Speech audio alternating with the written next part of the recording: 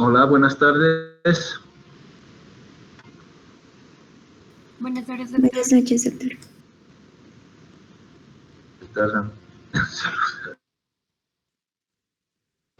Ok.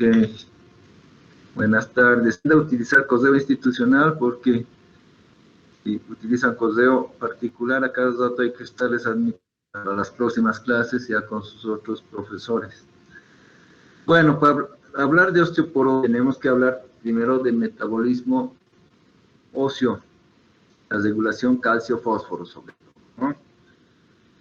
Ok, vamos a hablar rápidamente un poquito del hueso, que es lo que tienen que saber lo más importante. La matriz ósea está constituida por un componente orgánico e inorgánico. En el inorgánico, el 75% del peso seco está compuesto de calcio y fosfato. Estos en forma de cristales de hidroxiapatita. Y también acá hay las famosas fibras de colágeno, ¿no? Escuchan colágeno por todos lados. El colágeno es una proteína que está en el hueso, en los cartílagos, en la piel, en el cabello, en las mucosas, en todo. También en el hueso, las tipo 1, hay de 6 tipos, por si acaso, y es una proteína. Tenga muy en cuenta eso. Ok. Hemos hablado de lo inorgánico. Lo orgánico constituye el 35% del peso seco y está formado casi exclusivamente de la colágena tipo 1, además de calcio y fosfato, como hemos dicho, ¿no? Esta es la colágena, es una proteína. Por lo tanto, es muy lábil a los cambios de temperatura, al ácido gástrico. Se podrán dar la idea de toda la propaganda de colágeno hidrolizado que se toma no sirve para nada, es pura propaganda. Entonces, aparte del colágeno, también hay otras glucoproteínas, como la osteocalcina, osteoproteína, todas, y también la vitamina D, que es una hormona esteroidea, por si acaso. Eso ya con el COVID ya se ha divulgado más, ¿verdad? Todo eso. Células del hueso. Tenemos células osteoprogenitoras, por ejemplo, los osteoblastos, los osteocitos y los osteoclastos. Ahorita vamos a hablar de eso. Estas células osteoprogenitoras, como dice su nombre, son las células que forman estas otras, ¿ya? Y está en la capa celular interna del periósteo, en los canales cabecianos y en el endósteno. Derivan del mesénquima embrionario. Sobre todo, ahorita vamos a hablar para producir los osteoblastos. Osteoblastos derivan de las células mesenquimatosas del estroma, o sea, el mesénquima, y sintetizan colágeno, proteoglucanos y glucoproteínas. Maduran bajo la influencia de factores de crecimiento y citocinas, que son muchísimas. Ahorita vamos a nombrar algunas, las más importantes, por cierto. Lo que tienen que saber es que los osteoblastos derivan de las células mesenquimatosas y los osteoclastos derivan de la línea hematopoyética, monocitos macrófagos, ¿no? Esas son las dos diferencias de los osteoblastos y de los osteoclastos en su origen. En las funciones, completamente diferentes. Entonces, ¿cómo se regula el calcio? El calcio tiene que estar, la calcemia está bien regulada por 3 hormonitas muy importantes que tenemos. El calcio, como ustedes verán, el depósito de calcio en el organismo es muy importante. Entonces, será muy importante tener el pico máximo de densidad ósea, que se alcanza en los varones hasta los 18 años y en las mujercitas un poco antes, hasta los 18 también, en los varones un poquito más, 19, 20. A partir de los 20 ya no se consigue mayor calcificación, más bien ya se empieza a perder. Generalmente esta pérdida acontece más entre los 30 y 35 años, ya se empieza a perder. Pero el pico máximo, que ahorita vamos a ver también, se alcanza entre los 18 y 20 años, para hablar en general. Calcio en el organismo, el 99% se encuentra en los huesos, ¿sí? 99%. Y menos del 1% en el plasma y en el líquido extracelular. Esto es lo que generalmente se mide cuando medimos la calcemia o la concentración de calcio en la sangre. Pero el 99% está en el hueso. Se pierde por el embarazo, si es que no se da aporte de leche y derivados lácteos y de pescados también se pierde un poco en la orina y en las heces. Esto de la leche es en el embarazo. O sea, la mujer que embarazada tiene que tener buen aporte de calcio por su dieta, o si no se va a descalcificar, porque el bebé le saca el calcio por la leche. También durante el embarazo y después en la lactación por la leche, ¿no? Fuentes de calcio. Queso, o sea, derivados lácteos y pescados, sobre todo, ¿ya? Y esto de la leche es tan importante porque ustedes ya no toman leche porque prefieren tomar tecito, Coca-Colita o agua de Wilcaparo que no sirve para nada, ¿no? Entonces hay que acostumbrarse a tomar leche desde el útero de la mamá hasta que uno es viejito, para tener buen aporte de calcio en los huesos, esa reserva que hemos hablado. Las necesidades varían, ¿sí? Pero en general son 900 miligramos a 1 gramo al día. Varían de acuerdo si uno es niño, si uno es adulto, si la mujer es posmenopáusica, si está en el embarazo, todo eso. ¿Cómo se distribuye el calcio en el plasma? Esto es lo que medimos, el calcio ionizado, el calcio iónico, han debido escuchar. No sirve medir tanto el calcio total, porque miren cómo está distribuido. Entonces medimos el calcio iónico, el calcio activo. Pero tenemos también un calcio unido a la albúmina, 37%. Y a otras globulinas, 10%. Y menos de 6% viene como complejos de sales de calcio. Pero cuando medimos el calcio total, medimos todo eso. Y como hay la albúmina y la globulina, tenemos que sacar una fórmula para corregir el calcio. Y ese calcio corregido sí es más fidedigno que el calcio total, pero es mejor medir el calcio iónico directamente. ¿Me están siguiendo? ¿Me están escuchando? Sí, doctor. Ok, exactamente, espero que sí. Sí, doctor. Ok, funciones del calcio. Miren qué tan importante es el calcio, no solamente es importante en el hueso, miren. Es componente estructural del esqueleto y de los dientes, ¿no? Por eso la mujer que está embarazada y que da de lactar y que no toma soportes o aportes de calcio natural o sustitutos de sales de calcio, pues lógicamente se va a descalcificar y va a perder hasta la dentadura. Los dentistas dicen, no, te estás descalcificando, ¿no? Pero es también importante en la excitabilidad neuronal y en la contracción muscular. Es importante en la conducción nerviosa y en la conducción muscular, eso quiere decir. Es componente de las membranas celulares, ¿sí? Por eso escuchan muchos componentes, segundos mensajeros, que tienen que ver con el calcio, ¿no? Debido fosfoinilinocitol, diacilglicerol, muchos que tienen como componentes el calcio. Adhesión y comunicación entre células, es importantísimo eso. Proliferación celular, actividad enzimática de muchas enzimas, coagulación de la sangre, que seguramente van a llevar en hematología, liberación de hormonas y exotecitosis. Liberación de hormonas, ¿sí? Como las hormonas esteroideas, sobre todo la vitamina D, que vamos a tocar más luego. ¿Y cómo está regulado el calcio? Acá me iba, estas 3 hormonitas son importantes. Hormonas digo porque la PTH, la paratormona, es una hormona, hormona paratiroidea también. La calcitonina, otra hormona. Y la vitamina D en realidad es una hormona, ¿no? No es una vitamina como tal, sino que ha quedado con el curso de los siglos ya con ese nombre, ¿no?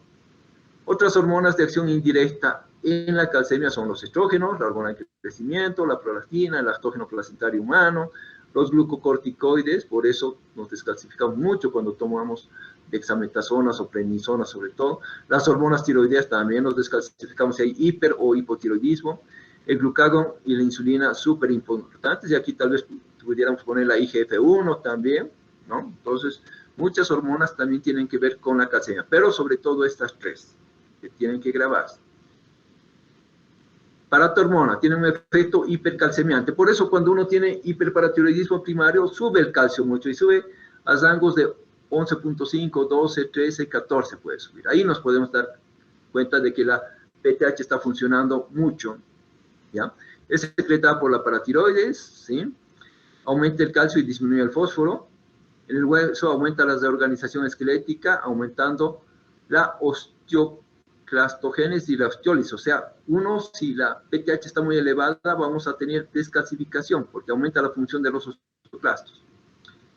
En el riñón hay absorción de calcio a nivel de los túbulos renales y pérdida de potasio. Acelera la formación de metabolitos activos de la vitamina D en el riñón. Anda muy sinérgicamente la PTH con la vitamina D. En el intestino estimula indirectamente la absorción de calcio a través del estómago y del intestino delgado. Entonces, esos son los efectos de la PTH o de la hormona paratiroidea. Calcitonina, también una hormona importante, más importante en décadas anteriores que ahora, para el hueso estamos hablando. Es secretada por la célula C de la tiroides, ¿sí?, que producen calcitonina. Evita la hipercalcemia postprandial, disminuye el calcio y fósforo en el plasma. En el hueso estimula el depósito de calcio, al contrario de la PTH. En el riñón promueve la excreción de calcio y de fósforo. No la de absorción, sino la excreción de calcio. Algunas de las funciones, excepto del fósforo, son todo lo contrario a la PTH. Intestino inhibe indirectamente la absorción de calcio, todo lo contrario de la PTH, ¿no? Vitamina D tiene efecto hipercalcemiante como la PTH, más o menos parecido los efectos a la PTH. En piel se sintetiza como previtamina D. Hay 3 lugares de transformación de la vitamina D. La primera hidroxilación se sufre en la piel a través de los rayos solares, entonces se activa la vitamina D. Primer paso de hidroxilación. En el hígado se transforma a 25-hidroxicolecalciferol y en el riñón se forma la parte activa de la vitamina D, la 1,25 hidroxicolecalciferol o vitamina D activa o activada, ¿no? Entonces esta es todavía la D2, esta es la D3 y esta es la previtamina D3.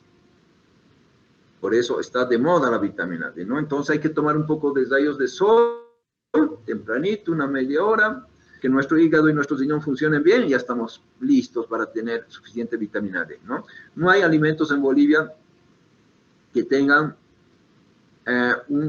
una adecuada sustitución de vitamina D, o sea, que sean ricos en vitamina D. No hay ninguno. En otras partes, la vitamina D la agregan a la leche.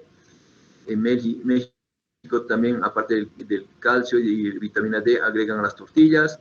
Hay alimentos ricos en vitamina D. En nuestro medio no. Entonces habrá un poco de rayos de sol, hacer ejercicio. Los pescados de mar sí tienen un poco de vitamina D. La PTH estimula esta conversión, la conversión de cada uno de estos procesos. La calcitonina, al revés, inhibe esta conversión, sobre todo el último paso, de D2 a D3. Resumen entonces esto del metabolismo del calcio. La PTH y la calcitonina ejercen un control de retroalimentación negativa dual, ¿sí?, manteniendo las concentraciones de calcio en el líquido extracelular dentro de límites estrechos. Por eso yo casi nunca mido el calcio en la sangre, ni siquiera el calcio iónico, porque se supone que esta hormonita, la PTH, va a mantener estrechamente regulada el calcio en la sangre. Yo lo pido cuando un paciente es posoperado de la tiroides y se da transitoriamente la glándula paratiroides, ¿sí?, o cuando sospecho que tiene hiperparatiriodismo primario, en esos casos nada más. Después el calcio casi siempre está normal en la sangre. Los principales órganos blancos son hueso y riñón, lo que permite es redistribuir pero no incrementar la cantidad total de calcio, o sea, regula básicamente. Los efectos de la PTH y la calcitonina se complementan con la vitamina D y sus metabolitos, que son los únicos que permiten incrementar a través de la absorción intestinal la cantidad total de calcio en el organismo. Y lo que das calcio, digamos, por demás, por ejemplo, cuando les das mucha leche, los urólogos dicen, no tomes mucha leche porque vas a hacer cálculos de calcio, se excreta por los riñones, por la orina y por las heces. No hay ese peligro, a no ser que le des mucha vitamina D. En ese caso puede haber intoxicación por vitamina D y puede aumentar un poco el calcio. Ahora sí, entrando ya al hueso, ¿cuáles son las etapas de remodelación ósea? Activación de los precursores de los osteoclastos para que maduren hacia osteoclastos multinucleares. Desorción del hueso por los osteoclastos. Este origina una cavidad. Dura 3 semanas. Inversión de la señal de desorción. Una vez que se ha completado la inversión de la señal, ya empieza la formación a través de los osteoclastos. Este proceso ocurre en la corteza, el hueso trabecular del hueso. O sea, tenemos dos tipos de hueso. Hueso trabecular, el hueso blando, por ejemplo. Cortical está en las caderas. Bueno, largos también. Dura todo este proceso de absorción y absorción, desorción y formación, 6 meses aproximadamente. El ZAN ligando es una proteína muy importante, clave en la osteoporosis, y ahorita la vamos a ver. En condiciones que está estimulado el ZAN ligando, puede incrementar la destrucción ósea. Ese es más o menos, y eso ocurre en la posmenopausia. Es una de las fisiopatologías de la posmenopausia, aparte de la pérdida de estrógeno. Destrucción ósea relacionada a cáncer, eso es otro tema que no lo vamos a tocar ahorita. Sistema ZANK ligando y la ZANK. La ZANK es una proteína también. El ZANK ligando es cuando se une a su receptor, y la osteoprotegerina que está involucrada en la regulación del remodelo óseo. Habíamos hablado hace rato, ¿se acuerdan? No solamente de la PTH, de los glucocorticoides, de la vitamina D, habíamos hablado de interleucinas, ¿sí? La interleucina 1 y 6 son muy importantes en la formación y sobre todo en la desorción del hueso. También la 11. Y también factor de necrosis tumoral alfa. Y esta PTH-RP se llama proteína parecida a la PTH o similar, que tiene que ver con lo que habíamos visto ahorita, con cánceres, con osteoporosis por cáncer. Cuando esta proteinita aparece, generalmente ahí está ligado con la desorción por cánceres. Okay. El osteoclasto, hemos dicho que llega a su forma madura a través de su precursor, que es el mesénquima, ¿se acuerdan? Tenemos el ZANK ligando y su receptor, el ZANK y su ligando, quiere decir, y este osteoclasto va a empezar a madurar, y esto es lo que activa la desorción, mientras el osteoblasto es la célula que forma el hueso. Seguimos entonces. La osteoprotegerina es un inhibidor endógeno natural del ZANK ligando, inhibe la formación, función y sobrevida de los osteoclastos. Entonces la osteoprotegerina, como su nombre lo dice, es una proteína que protege el hueso, que evita que empiecen a funcionar los osteoclastos. Por eso dicen que es un inhibidor natural, ¿no? Entonces, de nuevo, líneas precursoras del mesénquima, osteoclasto, empieza la maduración y empieza la desorción. Pero esta osteoprotegerina, que está acá, en amarillito, se liga al ZANK ligando y hace que este no vaya a su receptor. Es como funciona. Vamos a ver en las próximas. Ok. Precursores de los osteoclastos. ZANK, osteoclasto diferenciado, es maduro, quiere decir.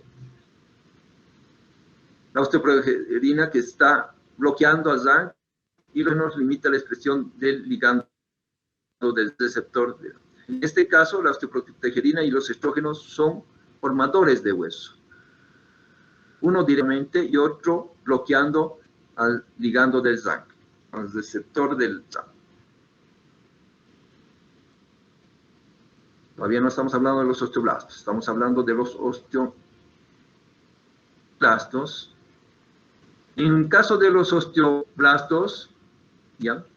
El estrógeno es muy buen estimulante de la formación ósea. Cuando hay mucha desorción, ¿se acuerdan de una de las primeras diapositivas que está el equilibrio? Ese muñequito, ese títere que pone así las balanzas. Para tener buena formación ósea, tiene que estar equilibrada la formación y la desorción ósea. Tienen que estar en equilibrio. Uno sucede primero y el otro después. Cuando esta desorción se hace excesiva, llegamos a la osteoporosis. Habíamos hablado de estos factores de crecimiento, sobre todo las citocinas, pero algunos factores más que hacen esto. En el caso de los osteoblastos, hay algunos, ¿sí?, de los factores de crecimiento, sobre todo la insulina, el factor de crecimiento similar a la insulina, también los estrógenos que estimulan la formación ósea, ¿sí?, la formación ósea. Y hemos visto que los osteoblastos derivan de la línea hematopoyética, se llama unidad formadora de colonias macrófago-granulocitos.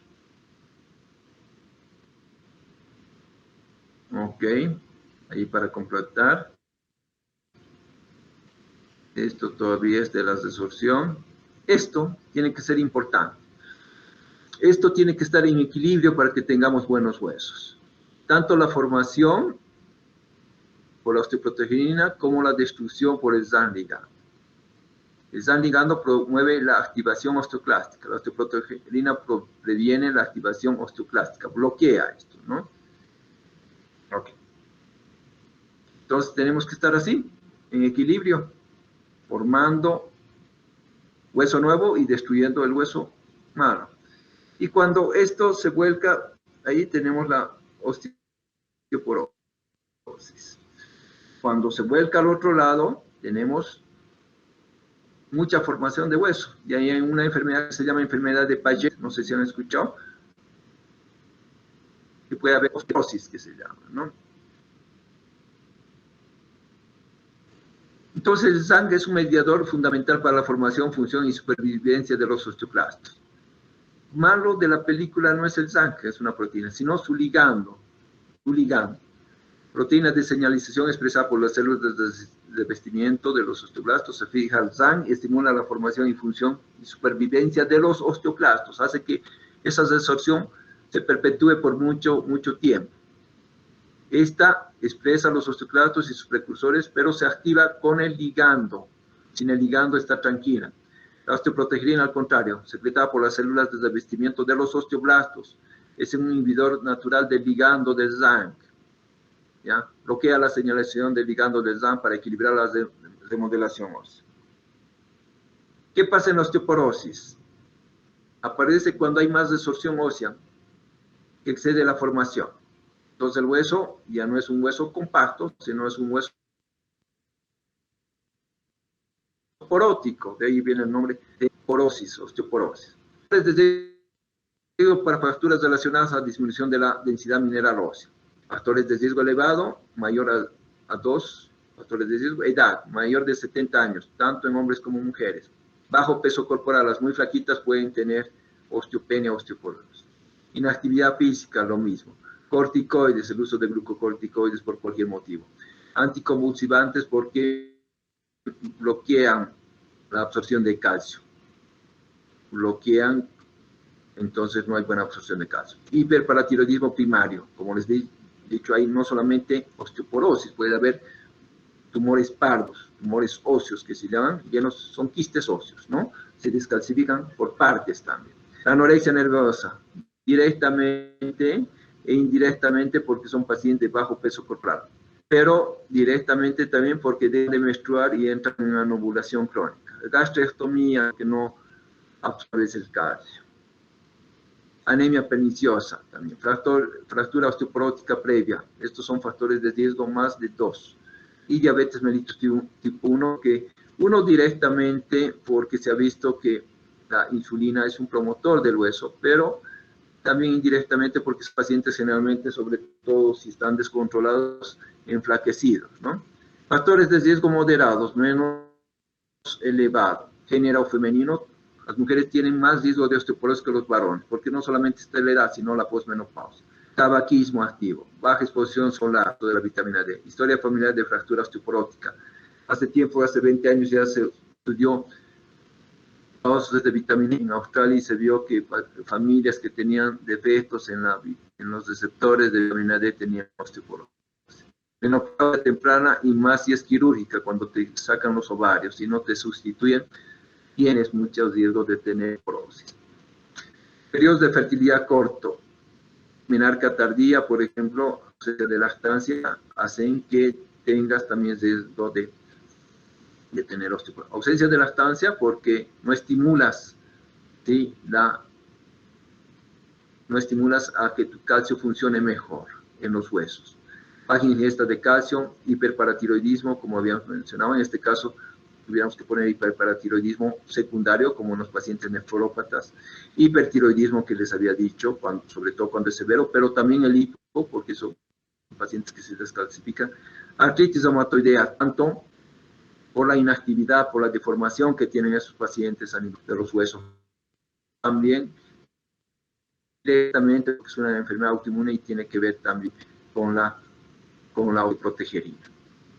Diabetes mellitus tipo 2, un poco menos que la tipo 1, pero si está descontrolado también tiene un riesgo de osteoporosis. Osteoporosis es el que se considera un problema de salud a nivel mundial, pero también se le llama que es una enfermedad silenciosa, ¿no? Porque cuando te das cuenta ya estás fracturado. En Estados Unidos, el tiempo ya afectaba a más de 15 millones de personas y 34 de estas sobre 100 tenían riesgo de desarrollarla. De fractura, que es una fractura muy invalidante, sobre todo la de cadera, 19 mil millones de dólares al año. Tremendo, ¿no? Y en los próximos años, no solamente para Estados Unidos ni para Europa, sino para Bolivia también, se calcula que el envejecimiento poblacional será 3 veces mayor, ¿no? Hay estadísticas también de Bolivia que presentamos hace unos 5 años en un congreso en Brasil latinoamericano de la Fundación de Osteoporosis, ¿no? Densidad mineral ósea, abordaje diagnóstico. ¿Cómo tenemos que hacer una evaluación para ver si esa paciente tiene osteoporosis? Podemos pedirle una densidad mineral ósea. La densitometría de doble haz es la mejor, columna y cadera, no se ve la ecodensitometría de talón, que nos puede dar un atisbo, pero nada más que eso. Podemos ver una calcemia corregido o ionizado de lo que hablamos, pero no nos da muchos datos.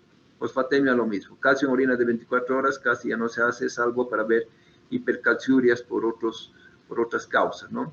Determinación de la vitamina D, ahorita que está muy de moda, sobre todo por esto del COVID, para ver si está insuficiente, suficiente o muy deficiente, ¿no? Determinación de la paratermona, sobre todo cuando estamos pensando que ese paciente tiene un hiperparatiroidismo primario o en enfermedades de la crónica.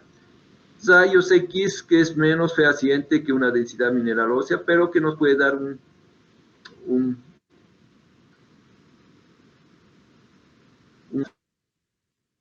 que nos puede decir, este paciente tiene osteoporosis, pero no sabes cuánto de osteoporosis ósea.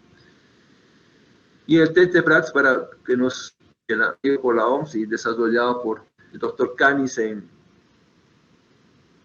la Universidad de Sheffield en Londres, es en Inglaterra, no está en Londres, es la mejor para calcular el riesgo de fractura. ¿Con qué tratamos? Lo que más tenemos en nuestro medio es bifosfonatos, que son antidesortivos, evitan la desorción. De eso vamos a hablar más ratito, por lo menos tenemos 2 tipos.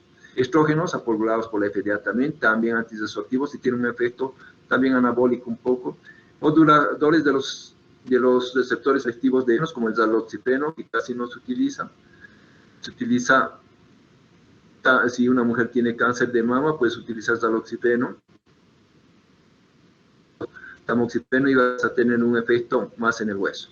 Calcitonina, muy buen medicamento, pero que ya no se utiliza hace unos 20 años. Se utilizaba la calcitonina de salmón y estable, que tenía efectos antiálgicos también. Y después entró la calcitonina en spray, que la absorción era muy errática y resultaba muy cara, casi ya no se utiliza. La PTH sí, lo utilizamos para el tratamiento de la osteoporosis. Es un único anabólico, como podrán ver acá, aparte del salenonato de estroncio. Es el mejor tratamiento, sobre todo cuando la osteoporosis severa, ¿sí? Cuando tiene un T-score menos de 3 o 4. ¿Sí? Hay una sola marca que yo la conozco, se llama Forteo, es de la Eli Lilly americana. Resulta bastante cara, no hay en Bolivia, hay en países limítrofes como Chile, Brasil, cuesta 600 a $1000, un frasquito para un mes, se pone subcutánea como la insulina. Y ustedes me preguntarán, doctor, pero si la PTH elevada descalcifica, ¿cómo la PTH sintética calcifica? Depende cuánto de dosis le administra y cómo le administra. Si esta se administra intermitente, o sea, cada día un poquito, te va a producir formación ósea. Si tienes un tumor en la glándula paratiroidea que te produzca mucha PTH y todo el tiempo en forma continua, te va a descalcificar. Es la forma de cómo administre, digamos, o cómo esté sintetizada y cómo esté administrada. Salenonato de estroncio, esta no llega, está aprobado por la FDA, es un producto europeo, por eso no estaba aprobado en Estados Unidos. Es anabólico y antidesorptivo. Más antidesorptivo, pero tiene un poco de anabólico. Y el anticuerpo contra el SARS ligando, anticuerpo monoclonal, se llama Denosumab. Ese no tenemos acá, básicamente antidesorptivo, también muy potente, pero que hay que tener cuidado con los anticuerpos monoclonales, con los biológicos, como han debido escuchar en algunas clases de reumatología o de hematología, por ahí, o que van a escuchar, ¿no? Ok, entonces, ¿cuáles tenemos en Bolivia? Bifosfonatos, estrógenos. Y podemos hacer traer este, que es un buen medicamento, y estos dos son más raros, más difíciles de tratar, también caros, no los tenemos. Ok, bueno, posmenopáusica, aprobados por la FDA en 2011 ya. Agentes que reducen el riesgo de fractura de columna y de las no vertebrales, de primera línea. Alendronat, este todavía tenemos en el país, el original se llamaba Fosamax, y tenemos muchas genéricas, teníamos, acá básicamente tenemos un par de no genéricas, ¿sí? Esta se da, viene de 10 miligramos, venía la toma diaria y ahora tenemos la toma semanal de 70 miligramos. Se da una vez por semana, en ayunas, con un buen vaso de agua para que no te produzca gastritis, en ayunas para que se absorba mejor, ¿ya? Y es buen medicamento sobre todo para osteoporosis de hueso duro, o sea, de cadera. Y tenemos el ivandronato, que no nos llega el original también, que se da de 150 miligramos una vez cada mes en ayunas, que es más efectivo para hueso trabecular, o sea, de columna vertebral. Esos son los dos bifosfonatos. Hay en Bolivia los dos. ¿Ya? Diserronato nunca llegó acá. Ácido solendrónico tenemos, no el patentado, pero tenemos uno acá, una copia, por así decirlo, de un laboratorio también conocido. Se da 4 miligramos diluido en solución fisiológica una vez cada año, cuando no puedes dar por vía oral porque el paciente tiene gastritis o algo, y sobre todo cuando tiene dolores a nivel de la columna.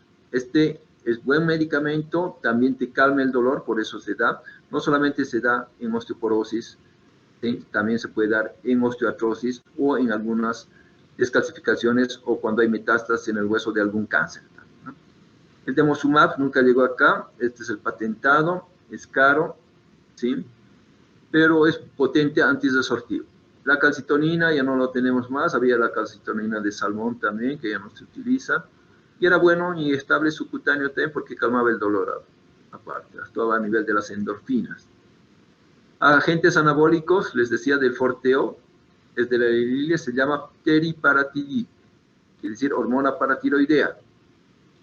Muy buen medicamento, sobre todo cuando la osteoporosis es severa, y lógicamente se utiliza, yo utilizo unos 3 meses nomás porque el costo $500 cada frasco, que te llevas $1,500. Puedes utilizar 3 meses, descansar unos 3 meses y volver a utilizar. Tengo unos 5 pacientes con eso, van bastante bien. Tratamientos de la osteoporosis según el mecanismo de acción. Por ejemplo, si queremos dar en una mujer posmenopáusica, en el climaterio, por ejemplo, estos pacientes, como ya no producen estrógenos, aumenta su SAR ligando y entonces tienen más osteoporosis porque se activa los osteoplastos y activa la resorción ósea. Los estrógenos, como terapia hormonal de reemplazo, si bien veían ahí antiresortivos, activan directamente los receptores estrogénicos en el tejido óseo, ¿sí? Y es más sensible al receptor que aumenta la osteoprotegerina. ¿no? Y esto nos sirve para mejorar el aspecto anabólico, no solamente el aspecto desortivo, sino el aspecto de formación. Igual también funciona el salmonato de estroncio. Actúa a nivel de receptor sensible al calcio, aumentando la osteoprotegerina. Ese es su mecanismo de acción. La teriparatiroide, la 1,34, la fracción 1,34 de la hormona paratiroidea humana, se une al receptor de superficie para estimular los osteoblastos, por eso es eminentemente formador. Estos tres tienen acciones formadoras, también antidesortivas, como este y este, pero este sobre todo formador. Y estos son los que actúan en la desorción. El denosumab es un análogo, es un anticuerpo monoclonal que se une con afinidad específica al ligando del ZAC, ¿no? Los bifosfonatos, alendronato, ibandronato, disedronato, ácido solendrónico, solendronato, se une al hueso, a la superficie del hueso y inhibe la resorción ósea. Y esto lo hace por un tiempo de unos años incluso. Por eso se recomienda cuando se da bifosfonatos, dar por unos 3 años y descansar 6 meses para que se vuelva a activar la formación y resorción. O si no, si bloqueas mucho la resorción, tampoco no va a haber formación. Entonces se llama eso periodo de vacaciones, ¿sí? 6 meses de vacaciones y 3 meses continuos. No puede, antes dábamos, o salió al principio que, por ejemplo, quedarías por 7 años y se vieron fracturas atípicas a nivel de mandíbulas, sobre todo de los dientes también, entonces eran fracturas atípicas porque estaba frenando mucho la resorción. Al frenar mucho la resorción también frenas la formación. Y la calcitonina inhibe la función osteoclástica, ya no se utiliza casi. Entonces es un periodo de vacaciones, se llama así. Los bisfosfonatos, como se unen a la superficie del hueso, como habíamos dicho, ¿sí? Y bloquean. Entonces, provoca apoptosis del osteoclasto, muerte celular programada, inhibiendo la desorción ósea. Hay que tener mucho cuidado porque si frenas mucho, esto puede ocurrir. Entonces hay que dar un periodo de vacaciones. Denosumab, su mecanismo de acción, se los voy a pasar rapidito nomás porque no tenemos acá, pero funciona así. No vamos a ver cómo lo han patentado, cómo han investigado, nada. Nos vamos a ir en otra oportunidad, les puedo hablar de esto. Pero son productos biológicos, ¿no? Así es más o menos como se sintetizó. Es un anticuerpo monoclonal humano. Ese isotipo, porque hay varios otros isotipos. Este es el ligando. Inhibe la formación y infusión sobrevida de los osteoclastos cuando la osteoprotegerina se une a él. Como habíamos visto en las otras diapositivas, aquí el ligando está bloqueado por la osteoprotegerina. Estos son los que pueden actuar a nivel del hueso. Entonces, ¿qué hace el denosumab? Bloquea, ¿sí?, a la osteoprotegerina, inhibiendo la formación de esto. Estudios clínicos y eficacia. Rapidito nomás porque no tienen que saber mucho, porque no lo tenemos esto. Si lo tuviéramos, tocaríamos más. Se han hecho muchos estudios. Este medicamento ya está hace casi 10 años. Lamentablemente no lo tenemos, viene en dosis de 60 miligramos, comparado con placebo, pues tenemos una diferencia significativa, ¿no? En nuevas fracturas vertebrales lo mismo, tanto en columna lumbar como en cadera total, hueso duro, hueso blando. Tiene sus efectos adversos como todos los biológicos, ¿sí? Algunos graves, algunos menos, algunos en la piel solamente, algunos a otro nivel también. Es bien tolerado comparado con el placebo, pero de alta seguridad sí, pero hay que tener mucho problema, o sea, mucho cuidado cuando se inyecta, ¿no? Puede haber reacciones en la piel sobre todo. Este es uno de los estudios más conocidos en el denosumab, el Freedom, contra placebo, 60 miligramos, ¿sí?, con una buena formación ósea y una disminución. Miren contra placebo, cómo mejora la densidad mineral ósea. Lo mismo en la cadera total, incremento 7%, ¿no? Denosumab y placebo, incidencia de fracturas, cómo baja las fracturas, comparado con placebo. Extensión del freedom, incidencia anual de nuevas fracturas no vertebrales, o sea, cadera, también disminución de la incidencia con el denosumab que está en celeste. Resúmenes de eventos adversos solamente, infecciones que les decía, eczemas, a veces hipocalcemia y algunas veces pancreatitis. Todos los medicamentos que son biológicos hay que tener cuidado con el páncreas, los biológicos, sobre todo, no solamente en estos, en medicamentos también para la diabetes.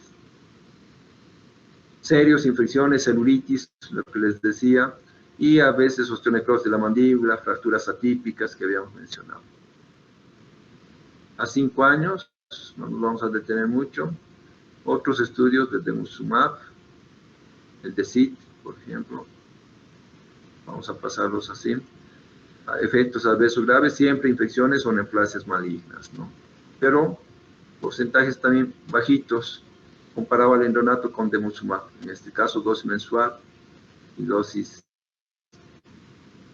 diaria. Más otros a 6 años, bien tolerado. El mayor problema, yo diría, de denosumab, aparte de las infecciones en piel, es el costo. Conclusiones. Sobre todo indicado el denosumab en osteoporosis postmenopáusica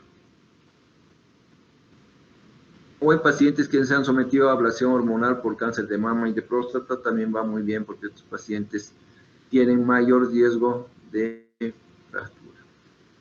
Ok, ¿alguna pregunta sobre osteoporosis y tratamiento? ¿Atentos o no?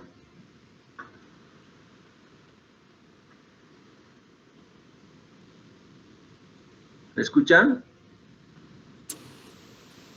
Buenas noches, doctor. Entonces tendríamos esos dos medicamentos al alcance en Bolivia, doctor. El progesterona, creo que era, o estrógeno, será algo. Progesterona no he hablado. Estrógenos, estrógenos, bifosfonatos en Bolivia, que hay en Bolivia, ¿no? No hay ni la calcitonina, no hay ni la teriparatide, no hay ni el denosumab, no hay ni el granulonato de stroncio. Pero con los bifosfonatos nos batimos, ¿no? Y estrógenos en mujeres, obviamente, solamente mujeres posmenopáusicas y que no tienen contraindicaciones de utilización de estrógenos. Sí. Y siempre tengan en cuenta que el tratamiento básico que no tiene que faltar en cualquiera de estas terapias es calcio más vitamina D. Calcio y vitamina D ya damos por sentado. ¿Cuánto de calcio tenemos que dar? En la osteoporosis tenemos que dar 1500 miligramos de calcio. Mejor si es citrato de calcio. El calcio viene en sales, citrato de calcio, carbonato de calcio, fosfato de calcio y algunas más que son menos conocidas. La que se absorbe mejor en un 40% es el citrato de calcio. Entonces, si das 1500 miligramos de calcio, y se va a absorber apenas como 600 miligramos de calcio al día, ¿no? En la mujer posmenopáusica o en la osteoporosis. Y con vitamina D, ya vienen felizmente todos con vitamina D porque vienen del exterior. En la boticaria nacional todavía no se fabrica ni la vitamina D ni el calcio con vitamina D, ¿no? Entonces, en todos nuestros pacientes con osteopenia o osteoporosis tenemos que dar calcio con vitamina D siempre y aparte agregar un bifosfonato o si es el caso estrógenos como 17-beta-estradiol o como estrógenos conjugados que ya no hay tanto. Sí. Gracias, doctor. Tenemos poco arsenal, pero nos podemos batir con esos dos tipos de medicación.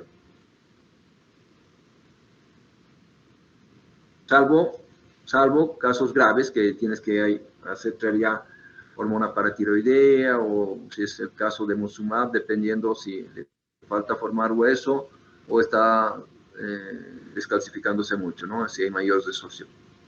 ¿Alguna otra pregunta?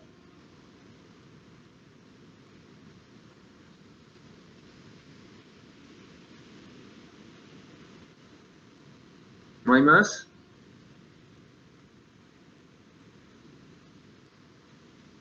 ¿Me escuchan? Buenas Ya no. noches, doctor. Disculpe, ¿cuál sería el medicamento más usado en Bolivia de los que nos mencionó? Aparte Yo creo del que los más calcio y la utilizados, vitamina D.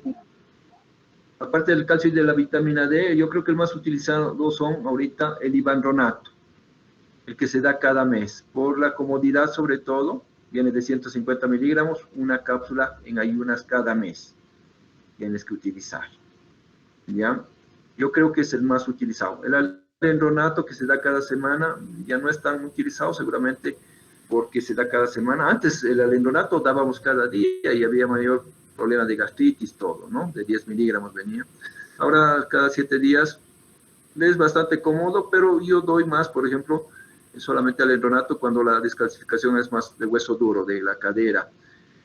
Cuando es de la columna doy más el ivandronato. Y como la mayoría son más de columna, más ivandronato. Hay dos marcas por lo menos, una que se llama Idena y otra que se llama Bonese. Había un poco más de marcas hasta hace un año y medio que entró la pandemia, había unas dos más que no están llegando, ¿no? Pero estas dos son buenas. Otro que utilizamos bastante es el Cinresor, que es el ácido solendrónico, el inyectable de 4 miligramos viene, se diluye en solución fisiológica 200 miligramos, perdón, 200 ml y se pone en 40 minutos en la vena.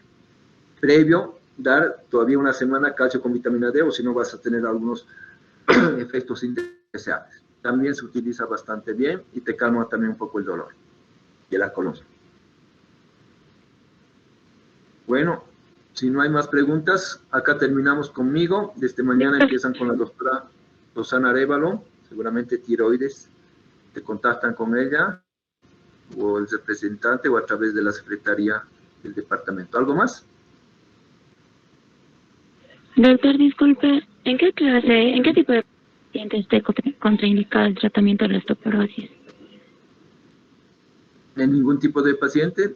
Si tiene osteopenia o osteoporosis, se lo tienes que dar, o si tiene incluso riesgo de tener osteoporosis. En ningún tipo. Puedes elegir entre tantas variedades, tú puedes elegir una, ¿no? Entonces, no todos los medicamentos están indicados para una patología. Bien, si tienes osteoporosis, están indicados. Ahora tienes que escoger, como les dije, el traje a la medida de acuerdo a si tu paciente está más descalcificado del hueso duro, del hueso blando, o sea, del hueso trabecular o del hueso cortical, si cuánto está descalcificada, si ya no le puedes dar estrógeno si es una mujer de 60 o 65 años, 70, entonces tú tienes que elegir, pero no está contraindicado, más bien está indicado, ¿no?